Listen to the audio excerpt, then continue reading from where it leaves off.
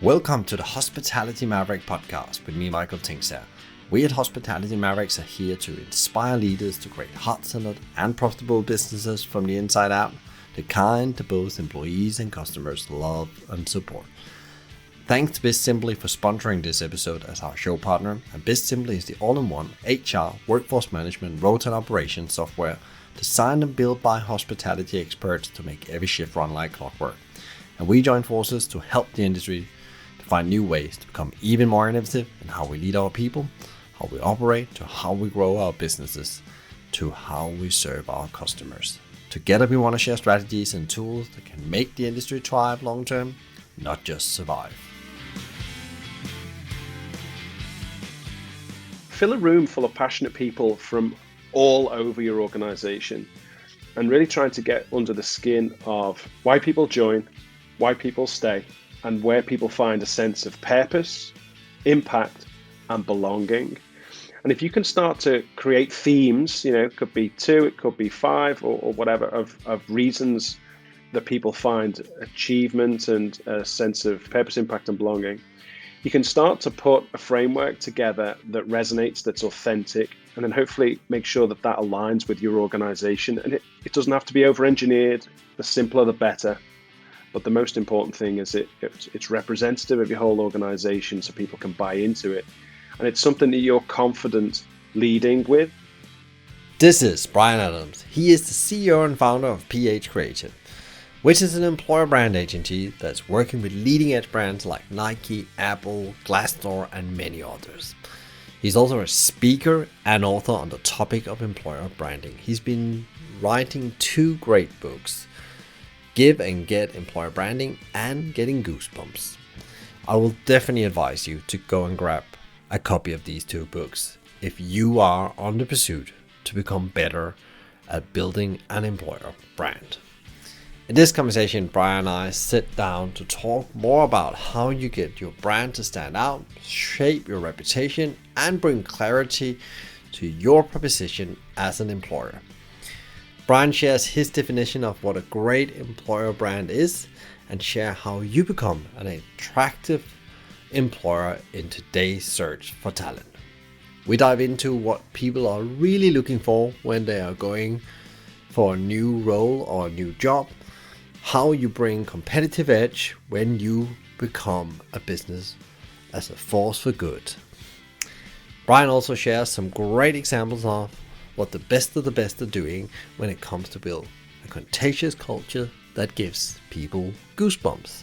He also shares his own entrepreneurial journey and his leadership lessons over the last couple of years, and much, much more.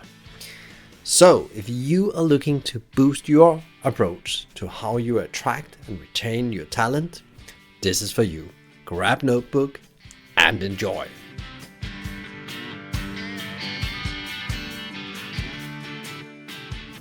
Today we will have a slightly different probably approach to one of the biggest challenges we have in our industry, the hospitality industry. But it's not only hospitality that has the challenges. We call it the staffing crisis, or the engagement crisis, you can also call it. And I think the last number I saw, I think it was last week, we were missing more than 500,000 people to run our businesses efficiently.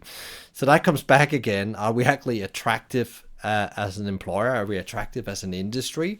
And how do we actually solve those things? And I've been talking with, prior to that number came out, I've been talking to Bryan as our guest today. And we're going to be diving into a subject I spent quite a long time in my past career as well, especially with McDonald's, about employer branding, because McDonald's was not always a loved place to work. So with that said, welcome to the show, Bryan. And it's going to be hugely exciting to dive into your experience around employer branding and all the businesses you've been working with over the years. Thanks, Michael. Looking forward to the conversation. Appreciate you having me on. It's a really interesting topic right now, and the world's changing, so lots to talk about. Yeah, and before we dive into you said a big question there, the world is changing, a lot is going on. Let's just set the scene, Bryan. Who are you? What is your story? And how did you actually create a business Ph.Creative that actually works with employer branding. How did that all come together? And you work with some incredible companies. Yeah, sure. So it wasn't always like that. I can assure you. So 18 years ago, I started PH Creative. Makes me feel really old. I was in a job I absolutely loved. I was a designer for a lifestyle magazine, and we were working in a little team. It was hard work, but I got a lot of enjoyment from it. But one day, it was the 29th of March, 2004, our boss came out into the open plan office, and he looked like Bluto from Popeye, if anyone can imagine that. And he came over to my desk. I'd done something wrong. He leaned in and he bawled me out. He shouted at me in front of about 40 people, made me feel about 3 inches tall. So I quietly let him finish, stood up, went home, and never went back. And I started the company the very next day, the 30th of March, 2004. And we were a general marketing organization. And over probably 10 years ago, we started to specialize in the recruitment space. And then we doubled down into employer branding. So our vision is everybody loves their job. And our mission is to help the world's largest employers better articulate the employee experience so people can make better career decisions. And I'm pleased to say, ever since focusing in a niche, we've enjoyed a lot of business growth, and we've been able to build our reputation. And we're privileged these days to work with some of the best brands in the world. And so when you started out the business, this is the story of you wanted the freedom to set your own direction. Now you created a business that focuses on the niche and employer branding. What is like your mission now? Working with businesses, improving their employer brand. What is your bigger goal? What is the change that you would like to see in the world? So um, I released a book in March 2020, 17th of March 2020, 1 week before the pandemic shut the world down. Worst time ever to launch a book. But the reason we wrote that down was, and sort of released that was, we believe that we've stumbled across a better way to approach employer branding, which isn't conventional, and it's we've proven it with many large organization, clients that give us great feedback. And um, essentially, we did that because we wanted to put our little dent in the universe and change the employer brand industry. So instead of keeping that as our secret sauce and our competitive advantage, we published it and gave it away. And now give and get employer branding, that methodology is impacting a lot of large organizations and how they approach employer brand. And that's super satisfying because we feel like we've contributed to the industry significantly now. Yeah, and you also you mentioned the book yourself. You not just authored one book, but you actually authored two books. Also, one that's called "How Do You Actually Create the Goosebumps?" And both from a marketing point of view, but also like from the recruitment process. How do you actually get in touch with the right people for your organization? That's right. So I guess it's a running theme, actually, getting goosebumps. It's about storytelling and the art of using communication effectively. And the premise behind that book is if you can if you can put a message out into the universe that has the ability to physically change the state of your audience, i.e., give them goosebumps, then you've emotionally connected at the highest level. So the art of storytelling is probably a big piece of everything we do at PH Creative. It's a foundational layer. They say if our brain was a computer, storytelling would be the software we use to make sense of the world. And I really believe in that. Is that what makes you unique to other people that works in the employer branding space? Is that really that understanding about how you actually get the right stories out of the business to activate those goosebumps? Yeah, I mean, I think it's a part of it. It's certainly a strength. I wouldn't like to say that, we sort of dominate the market on storytelling. There's a lot of great storytellers out there. There's some fantastic brands. We've still got a lot to learn from a storytelling perspective. But in the space of employer brand, our approach is different, such that we don't just talk about the strengths, the benefits, and the opportunities of a working environment. We actually lean into the harsh realities and the challenges and the adversities. And what we find is the first thing is that's refreshingly different. Sadly, not a lot of organizations tell the full truth of what it's really like. But actually, it piques the interest of an audience. It helps to It helps to differentiate, but it answers the big question of what does it take to really thrive inside an organization? Like, what's the truth? There's a reason Glassdoor was sold for over $1 billion.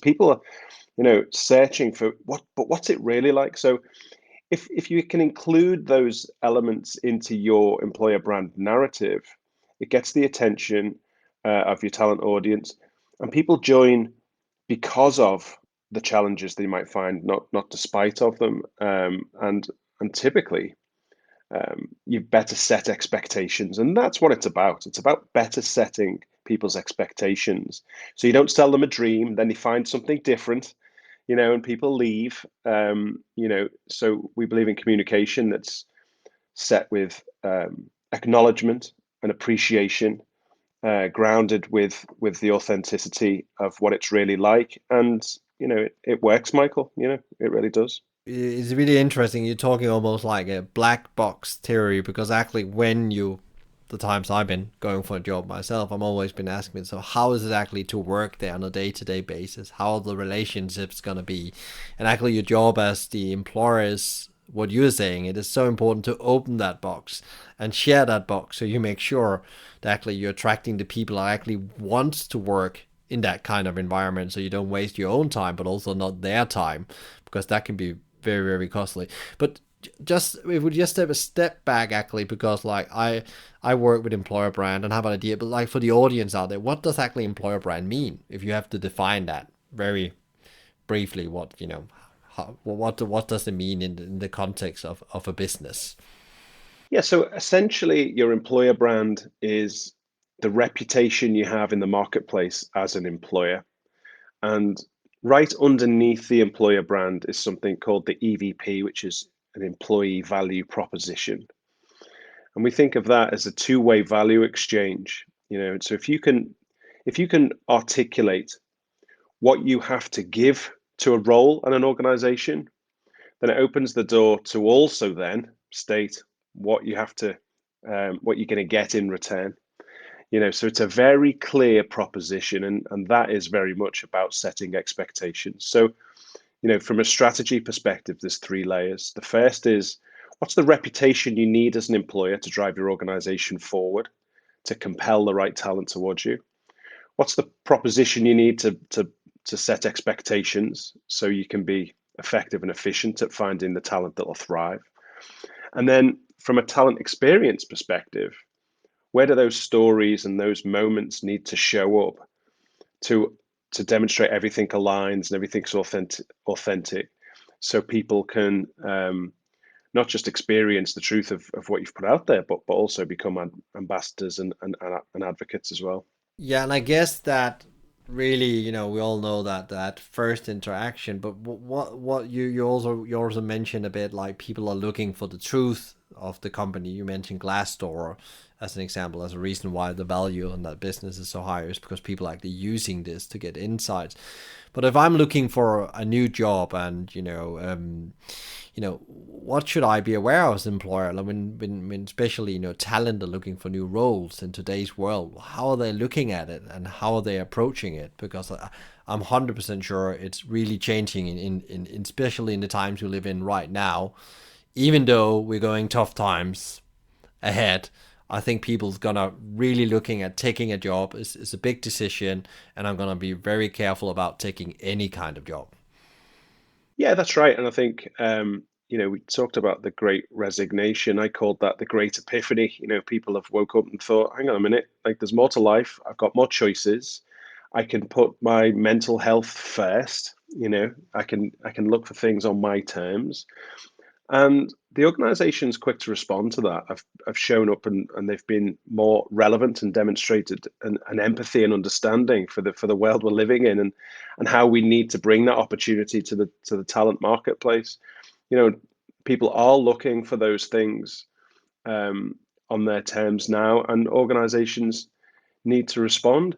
But in simple terms, we've all had those, I don't know, conversations with a career coach or somebody at work or a best friend where you've asked their advice.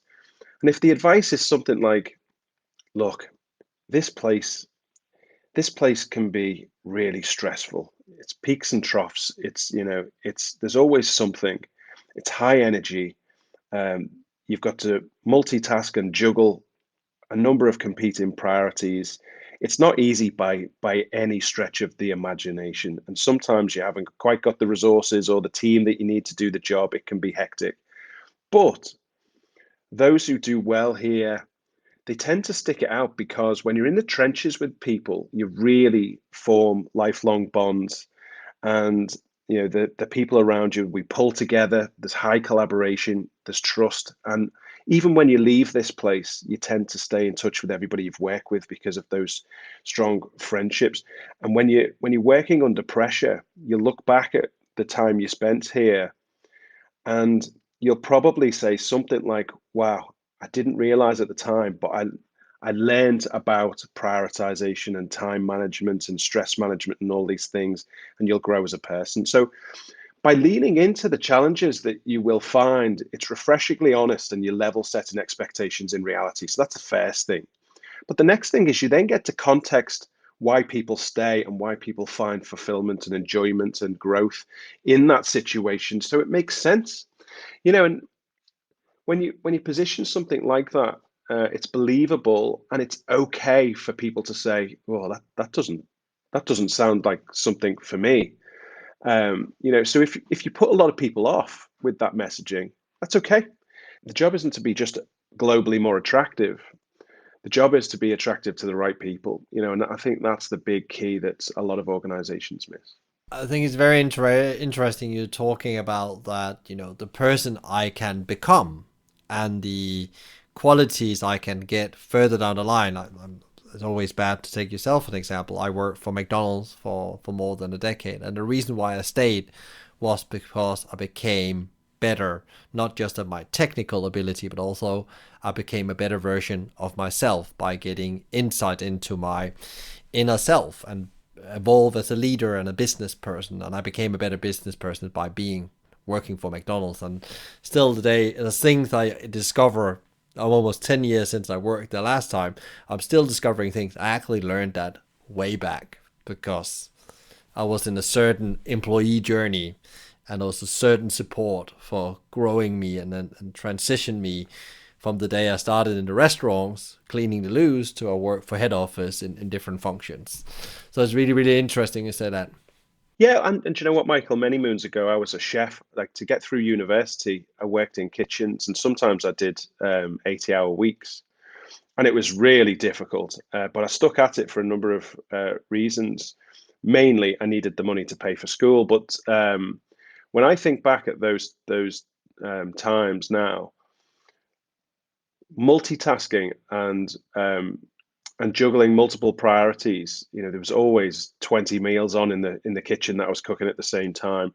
Dealing in a small space in a hot environment, highly stressful, never seemed to end. It was an ongoing conveyor belt of stress and pressure. Sometimes I was working with people I just didn't like, but I had to get along with them anyway. And I learned more about life and business and myself in that kitchen than I did in the classroom while I was at school.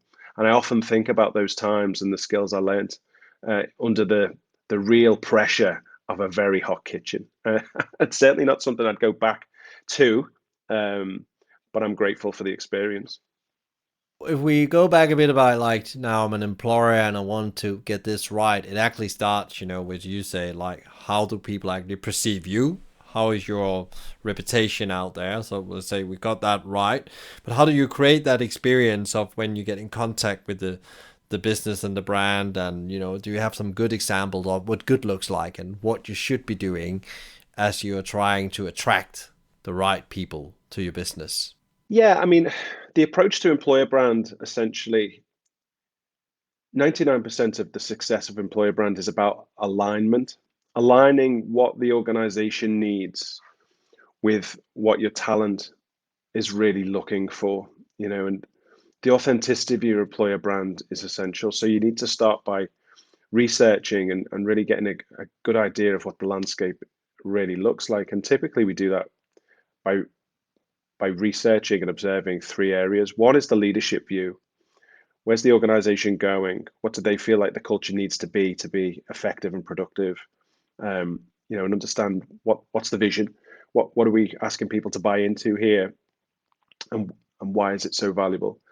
The employee view typically give you the warts and all truth, the reality of, a snapshot of reality of today. And then the market view, what are we trying to differentiate against, and how can we be positioned to be more relevant to our talent than our competitors?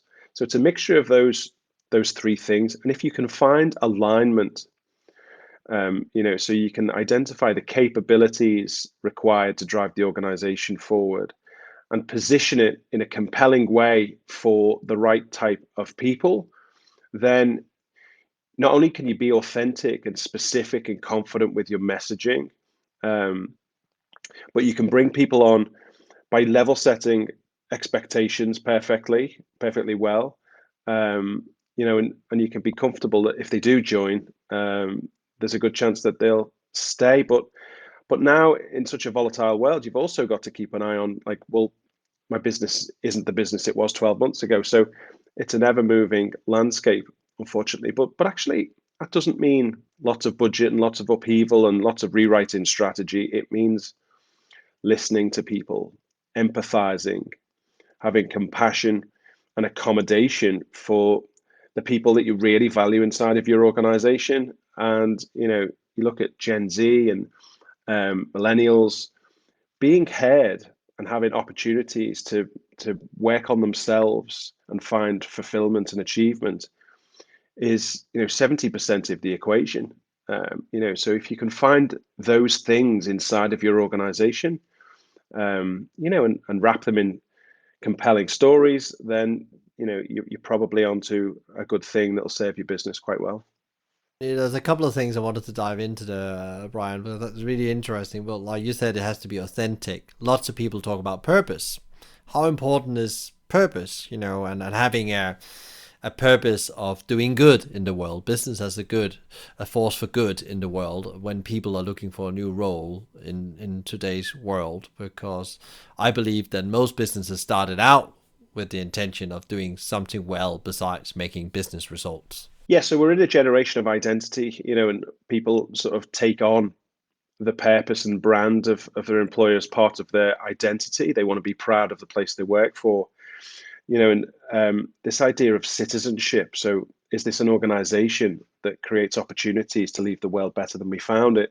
Is a key driver for the talent audience. So, understanding where you fit in and how you do that as an organization is really important.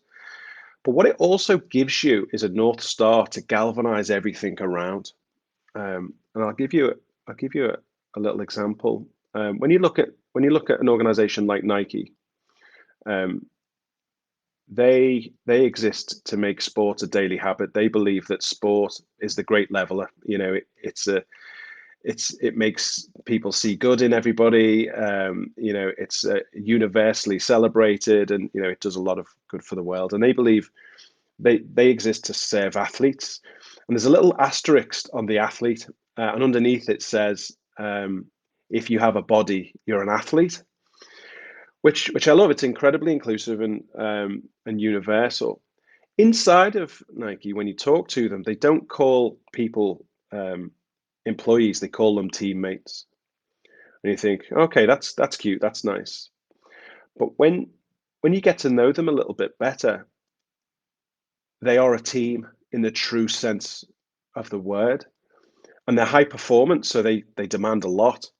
But the compassion and the empathy and the coaching mentality they have is compelling. And actually, on their retail side, um, they don't call their people teammates. That's like for corporate. They call them athletes. Many of them are athletes, actually, and their managers are called coaches. And you can see they live and breathe that language, and the sporting analogy is true. And even the casual labor there, buy into the values and the support structure, because that sense of team is very compelling, and it's very fulfilling when you're part of a team like that, contributing as well as receiving the benefits of a true team.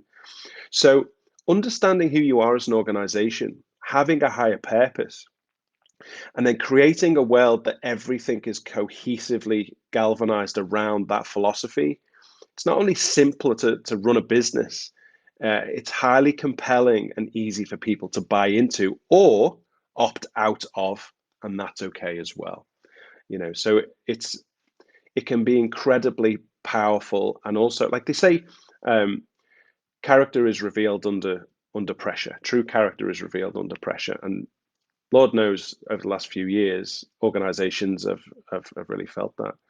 And when the chips are down, if you've gone to the lengths to really articulate what your people mean and put it in the context of a philosophy and something you believe in that's pointed to a purpose um, that really resonates, then you'll be rewarded for that with loyalty and camaraderie and morale and leadership across the ranks. And it's a very powerful thing, and I've seen it in a number of organizations over the last 2 years, and it gives you hope. It's fantastic to see, and those organizations who are doing fantastic financially, but making some poor people decisions have really suffered over the last 2 years as well. And it's a great leveler, isn't it? Karma is a wonderful thing. So spot on, because we did a piece of work over the last year which turned out to become a white paper. It's called The Six Tenets of Agile Hospitality Business. And the first one is clarity of direction. And actually, when we started looking into these businesses, a bit like Nike, they have absolutely clarity of where they're going and why they're going, the change, and it comes from the early days where there's written some kind of, let's call it a manifesto. And I know Nike have a manifesto, I think it's 10 points. And all the things you said is in that manifesto, because I'm geeking so much out of these things. I've looked it into that because I wanted to understand what is that they do to get that absolutely clarity, to be able to talk to their customers in a specific way and the employees, and it all just comes together all the time. If it snows or rain, it doesn't matter. It always comes together, and they perform at a very high level. It doesn't mean it's easy to have a job in those businesses. I'm thinking about Southwest Airlines, as you're talking about Nike, some of the similar kind. It's not an easy job, but people really stick together and that team thing. And you can feel that as a customer as well. So you think, I would like to work here. Absolutely. And it's interesting you mentioned Southwest Airlines and Nike, because there's two brands that many people know, and over the years many people have loved. It's more than writing on a wall, and it's more than an iconic logo. And I can think of a number of times with Nike and Southwest when their brand and their purpose has been tested. Recently I saw an open letter to Southwest. Somebody was complaining, and they went to great lengths to describe what the person at Southwest had done on the plane and how they'd been treated, and they were backed up by the CEO. And essentially the CEO said, "Look, it sounds like you're just not a Southwest customer, and there's plenty of other airlines. So best of luck." And that's authenticity. And can you imagine the pride and the passion was created when the CEO stood behind the people, and put them first ahead of customers because of principles and because of what they say the brand stands for. They proved it in that moment. That's powerful. That's a great example of real authentic brand at work and the value it can bring to an organization.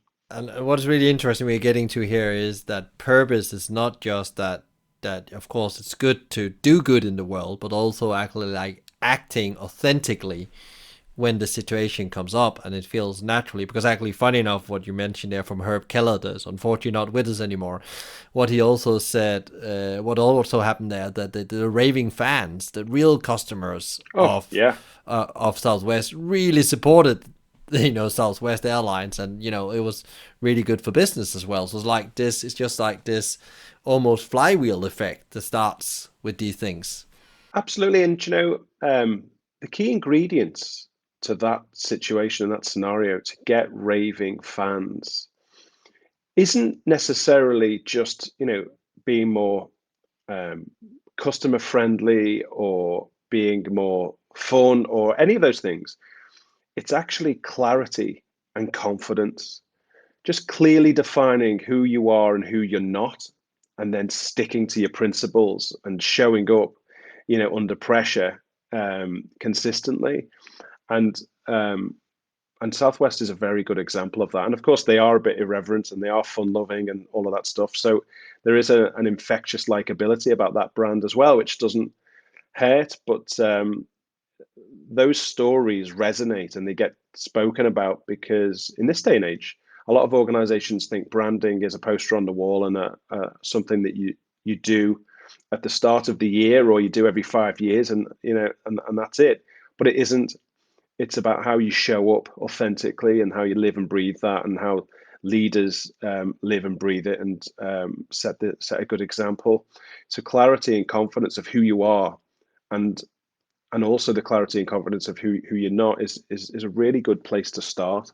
You said like the citizenship is really important, like, in for people that's looking for a new role. I want to use my skills somewhere else. I want to go somewhere else.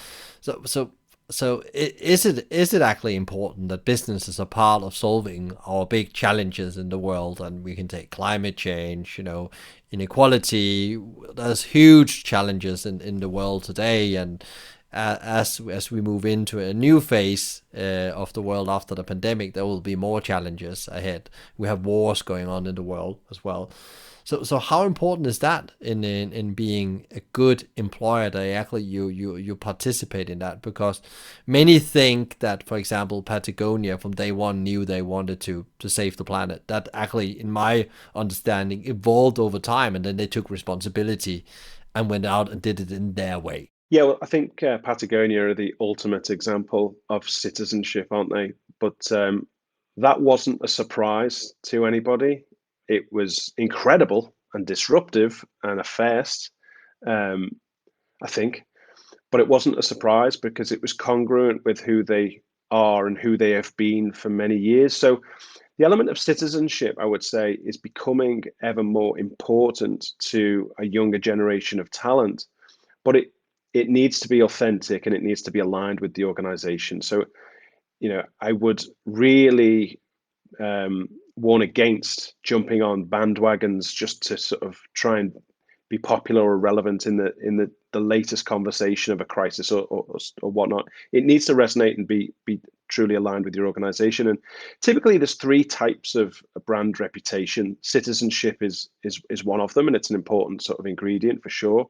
But the others are culture, which employer brand has traded on, for many years. How you make people feel? Can they bring their whole self to work? And how do you provide a sense of belonging? And the third C is career catalyst. So is this a place I can go to accelerate my career? And typically organizations are one of those C's, citizenship, culture, or career catalyst as a main driver. And again, we come back to this idea of just clarity and confidence of knowing why you're relevant and why you're different, and doubling down on the authentic truth of your organization, and telling compelling stories so people can make a really well-informed decision as to whether this is for them or not. But citizenship can show up in many different ways, to giving away all your profits for the to affect climate change, or just doing something to the local community, or empowering your people to choose something to contribute towards themselves. Like, find something that's meaningful, that matters to your people, and that can be a fantastic way to inject citizenship into any situation. Yeah, I love you say it's like don't make greenwashing. Make it like something that's obvious and feel naturally for you as a business to do. Then it's gonna play out much better in attracting, but also of course retaining your existing staff. If you were saying you talk about the three C's, who can you give some examples of brands that's maybe even driving on one of them, but actually also are really good at mixing those three C's and getting it right and mastering, in principle, employer branding? Yeah, so I'll use examples that aren't customers, just so I can sort of comment on what I see. And probably from a retail perspective, I think Starbucks trade on culture. They invest in their people, and they've proven that from the benefits. So if you just do 20 hours a week, as a part-time person at Starbucks, you've got access to support from a higher education perspective, and also shares in the company and so on and so forth. They really care about the people, and they double down on training. So you leave with a lot more sort of skills than you joined with. HubSpot is a great example, and Salesforce. They both trade on their culture. Zappos is a famous one. They really sort of empowered their customer service team to do the right thing by their customers. So there's some good examples from a culture perspective. Career Catalyst is an interesting one, because if you look at organizations like Amazon, who haven't necessarily got a great reputation for being warm and fuzzy and caring about their people, they are unequivocally a great example of Career Catalyst, because if you can stick it out in Amazon for a couple of years and you can progress there, then you can go anywhere, because you really do earn your stripes. You've got a reputation. They've got a reputation that's only the high performers sort of make it there. So you don't necessarily need to be the warmest and cuddliest brand to support and align with your business goals all of the time. You just need that clarity and confidence, and being able to articulate, hey, this is why people come here. So if you can work in a harsh reality where we're constantly expecting the best from you under pressure, then in 2 years' time, you can pretty much go and work anywhere, because everybody knows it's tough to stick it out at Amazon. Then it's not the friendliest proposition, but it's clear, and that will appeal to some people. Some people will be compelled towards that. Some people will be repelled away from it, and that's okay. And that's the point. You need to find your proposition that best serves your people, as well as best serving your organization. Super, super interesting little angle there as well, because again, then it's about boosting your skills almost. That's why you potentially go and take a job at Amazon, really, really showcasing your skills that actually I am ready for more. And you're absolutely right. I've met ex Amazon people and worked with them as well. And you're right that is a special pedigree that comes out of that performance environment. Yeah, and maybe it's not cuddly, but it's like really delivers Yeah, in a it way. is what it is. Yeah, Yeah, it absolutely. is what it is. That's right. You say, yeah. What about what is you think, like, if you mentioned three top challenges for employers right now across the board, what you see that this is the challenges they're having, no matter industry, no matter sectors. What is the typical thing you see when you work with leaders and out in businesses? So, a sort of macro challenge that organizations are just starting to think about is, in economic uncertainty, um, a lot of organizations have to hire large numbers of people, and then they need to let them go. Um, Organizations are having to think about their alumni community now, and how they treat people with dignity and respect and support when they're offboarding, because those people are often the key to long-term sustainable brand reputation. And if you think about it, even if it's sort of not mass layoffs, which is obviously a big issue at the moment, typically people who put their time into your organization and then leave, they go on to bigger and better things. They get older, they get more senior, they get more experienced, they get more influential. So um, if you keep hold of that alumni community, it's incredibly powerful to wield a message of brand reputation and what it's really like. So that's definitely a trend and a recommendation. And any organization that has casual labor, there's a huge opportunity there. If you take care of your alumni community, um, they will reward you in a number of ways. The agility of hiring people back when you need casual labor, the reputation and referrals, and the list goes on. So that's definitely one thing that we're seeing. The second thing is embracing the harsh realities and the challenges and the adversities, like we've already talked about, because there is a very savvy talent audience out there who knows that they're not just going to buy into your bragging of what it's like, and the marketing and advertising. they'll do the research, and typically people research between 6 and 8 hours before applying for a new role if they want to know more about the organization. So telling a well-rounded story of what it's really like is super important. And then I wonder if I could give you something a little bit more tactical for organizations. We're finally seeing brands invest in search engine optimization and sort of the digital infrastructure so they can have less reliance on the likes of Indeed and all of the job boards and so forth, who have been stealing their brand visibility in search engines for years, and controlling the candidate experience on their own domains, and sort of taking the digital infrastructure a lot more seriously. So I'm not sure if those are the things that you were looking for, but that's what we're seeing in our space at the moment. Super interesting, especially the last thing you talked about. Like, how do you actually own the relationship with the employees, like you would like to do with your customers? How do you get that balance out so it's even?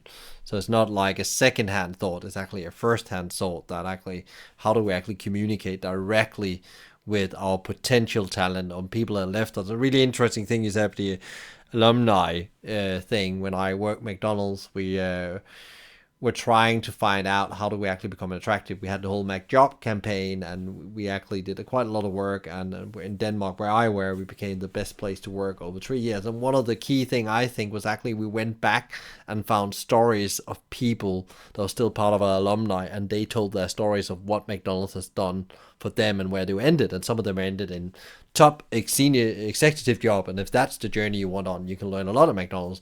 Some of them have totally changed careers but still use the teamwork, the organizational skills they learned from McDonald's to be successful as a school teacher, what it was. And it was incredible as you went back and you captured those stories, how powerful that was. I think that was one of the biggest turnaround things we did. And then of course we improved our recruitment process, our employee journey, and all those things operational you need to do, both from head office out to the restaurants. But the really key thing was there was like real people that's been through a transformation, and McDonald's had paid a part of that, like you talked about Amazon before. Like it really, really elevated them on in their life. Absolutely. I think that story is a really good example of exactly what we're talking about, Michael. And in the case of McDonald's, it's even more fascinating and interesting to me because the large majority of your talent audience of people you're trying to attract to work for McDonald's is also their customers. So there's a huge crossover there.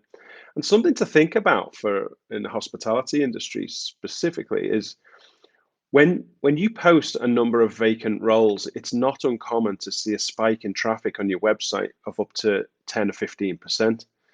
And if you think about the candidate experience and how that influences how people feel about your brand in like across the board, it's also a great opportunity to acquire new customers. And if you start thinking about a brand experience is a brand experience regardless of the context, and it needs to uphold the brand standards, and suddenly you think about it all differently. And it gets really interesting when you correlate how do we connect a candidate to the customer and the customer to a candidate. It's not easy, but there's huge opportunities in there. When we worked with Virgin, we proved that their poor candidate experience at the start of our relationship with Virgin was actually costing them over $5 million a year because customers who were applying for jobs at Virgin were having such a poor time that they were going home and cancelling the contract as a customer. And Virgin didn't know that.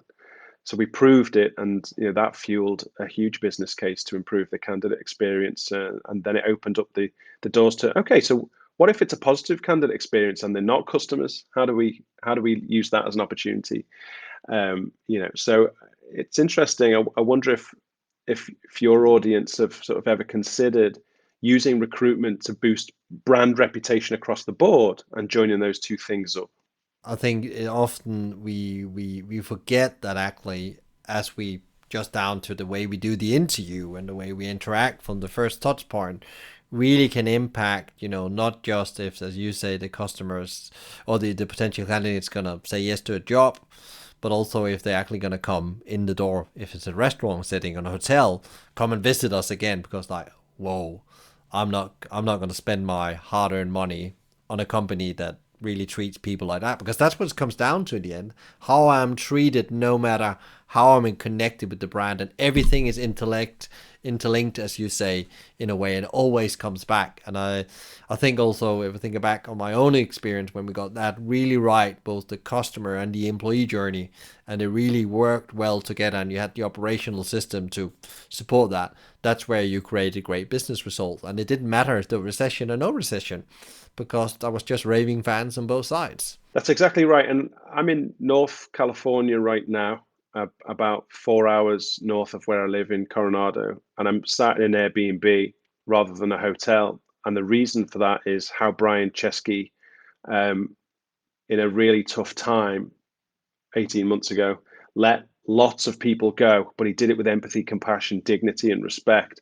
And his brand equity went up because of that, and even in times of weakness and challenge, there's always an opportunity to increase your brand equity, and you should never underestimate the value of that. I think there's a big lesson to be learned there.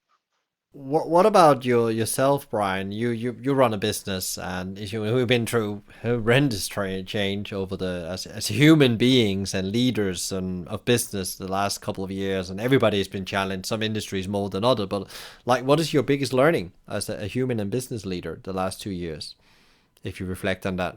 Yeah, no, that's a great question, and actually, I can immediately go to the answer because it's something quite profound and it resonated with me, and it was a moment. Um, we were probably 4 months into the pandemic. There's about 80 of us at the time. There's 130 of us now, but we were all working remote from home, and I was having a tough week, and I was carrying the pressure of trying to keep the morale and sort of confidence and sort of focus of the team, and it was a lot of pressure. And I was putting out weekly videos to the team to try and keep everybody informed and together. And it wasn't scripted; it was spontaneous. But I basically said in this video, I'm having a really tough week. I'm having trouble focusing. I actually struggled to get out of bed this morning. I can't focus on anything, and it's difficult. I am having a really tough day. And I published that, and what I got back was an overwhelming response of thanks for being so vulnerable. I felt the same way. I didn't realize like it was okay to talk about that, and that's really helped me in my week. And then the next thing that I wasn't expecting was um, people around me showing leadership and helping me, picking me up when I was down and giving me a bit of a sort of life lesson and sort of remembering that it's okay to talk about these things and all the rest of it. And in that moment, I wasn't leading the company was leading me, and I was inspired by my people. So for me, the lesson was to not underestimate the power of vulnerability and empathy and listening and showing compassion and just doing the right thing by your people because that's the right thing to do. And I think in those moments, you learn a little bit about yourself, you learn a little bit about the culture that you've created, and there's an opportunity to strengthen even in those moments of weakness. And that's like a very personal lesson for me.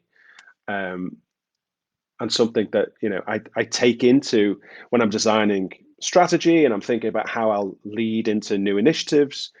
My mind often wanders to that moment during the pandemic, and I'm grateful for that experience.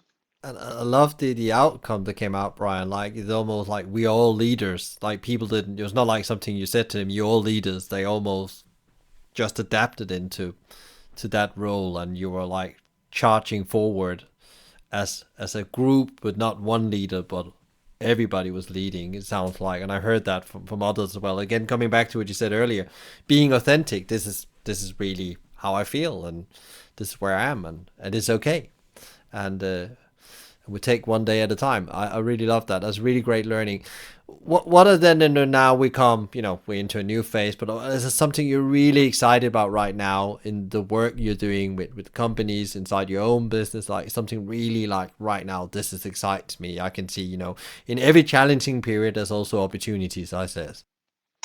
Yeah, absolutely. I mean, we've reached a stage of maturity inside of our organization where we've managed to hire really smart people And we're now in a position where we're giving them the space to create and innovate. And I'm excited to change my role as more of a sort of a coach and supporter to allow really smart people develop new, exciting products and services for our clients, and that's happening inside our organization. You know, we're looking at diversity, equity, and inclusion brand products. We've got a great career website technology product, which is starting to really develop and thrive. And you know, it's down to other great leaders in the organization. So I'm excited about those things because I think, you know, we're a small business, but we work with some of the best brands in the world. The imposter syndrome and the idea of sort of punching above your weight has always been there, but right now it's a privilege to watch really smart people and support them to do really innovative things. And the space we're in, employer branding, at a macro level, the most exciting thing is our clients, the organizations we work with, they are finally seeing the full value of employer branding, treating their people with dignity and respect and inclusion, and the value a clear message can bring. And you know what? It all sort of sparked from the pandemic, where it was in poor taste to market your brand because organizations and people were struggling so much. I think there was a global lesson of the best marketing dollars during the pandemic was actually to tell the story of your people, to invest in a universally acknowledged story of appreciation and acknowledgement for your people working really hard under tough conditions and coming together as a team and overcoming adversity. And the net result of that is we're seeing a trend of brands double down and invest in that kind of storytelling, and that's quite profound, and it's inspiring for us to see. It also sounds like you have put a lot of grit in, and now all is like the ketchup effect. It all comes together nicely without, without you have set the scene, but all the things in the universe is just set out now. It's time now to go out and make the change you want to see in the world as a business. Um, I loved your two books. As I was learning stuff as I was reading through them as well. But we're not going to recommend them. But I always like to ask people, like, what is the book you would recommend? What is the book you give away to people who is not your own book? 9 out of 10 times to other people, they say you need to read this book. This is gonna make you reflect or make you better in some kind of way. So there's three books, if you don't mind, that I'd recommend that I do give to people. One is Peak by Chip Conley, and that's all about experience by design in the hotel industry, which is absolutely fantastic. You get some really good ideas of how to create branded experience that really resonates. So that one's a book that I read at least once a year.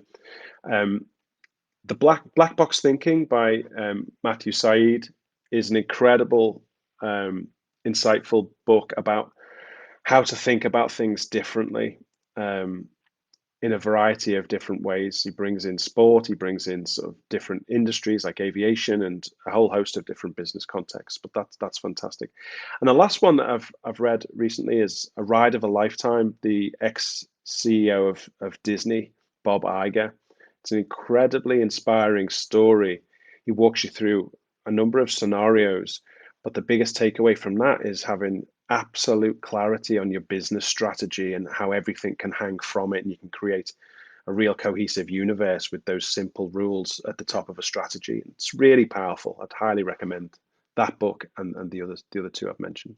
Yeah, and I'm actually reading, Ride of a Lifetime right now, and I totally agree with you. And coming back to Chip Conley, if you don't want to read the book, we did it interview with him. Number 100 is with Chip Conley, where he absolutely talk about the power of Peak and the designing an organization from the ground up that's all about experience, both on the customer but also the employee level. It's a great book, and actually linked to Maslow's hierarchy as well, so it's very simple to translate into any organizational settings. So yeah, love those books. That's great.